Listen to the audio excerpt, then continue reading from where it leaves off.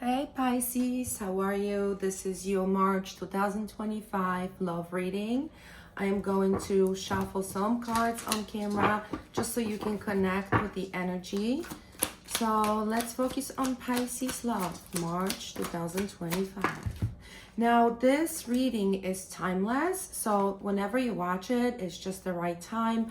Also, you can flip the role. So if I'm talking about you, it might actually be the other person, right? So, because it's a general reading, of course. Pisces, March 2025. Pisces, March 2025. And then at the end, I'm also going to pull a general advice card for you as well, dear Pisces.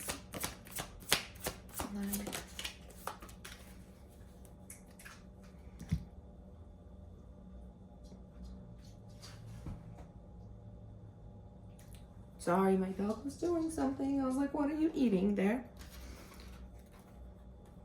All right, Pisces. Let's start with your reading. Okay, so the first energy you have is being too attached. So I know Pisces is very deeply empathetic, emotional, dreamy, creative, but you're going to have this issue of getting too attached to people that you connect with. And also, overall energy for March is the Nine of Swords. So this is worry, concern, not having a clarity over something, feeling like you need to make a decision, you need to do something because you're spiraling down emotionally.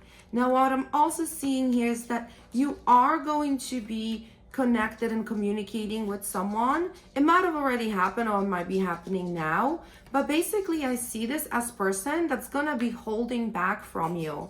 Now this is someone that keeps their their cards close to their chest, and from this communication I see then a loss of communication, and it might be pretty abrupt just because we got the energy of the Tower right here. So this is like an abrupt cutoff, and like what happened.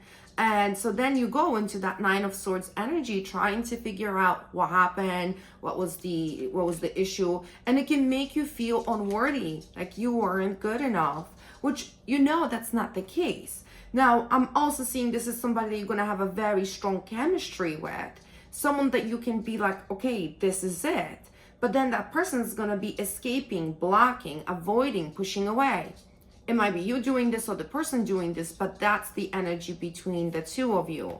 Now, when I look at this person, they're not just going to stop communicating for long. They're going to return and try to connect with you again, send you a message, seeing what's going on with you.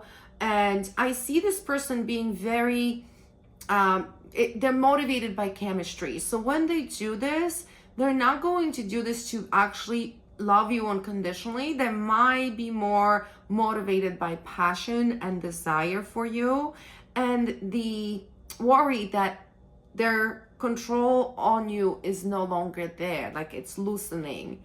And you are guided here to recognize that and to cut it off, because you're never gonna get the justice in the situation. Now, also Pisces, this is not going to be moving fast either. So even if this at first looks like something that might be intense and fast, then it's a slowdown and then it completely stops, no communication, and then the person comes back. This also shows that you're going to be wasting your energy, wasting your time on this person by getting attached and holding on for too long and getting wrapped up in the chaos of this scenario. Now, I'm also seeing that this is someone that's going to feel guilty because there's another person that's gonna be involved in this. So it's like three people that are in here. So they might have someone else and they gonna feel guilty about leaving that person behind, or they're going to be with you and then having someone else and feeling guilty of leaving you behind. So that's why there's this back and forth energy in here.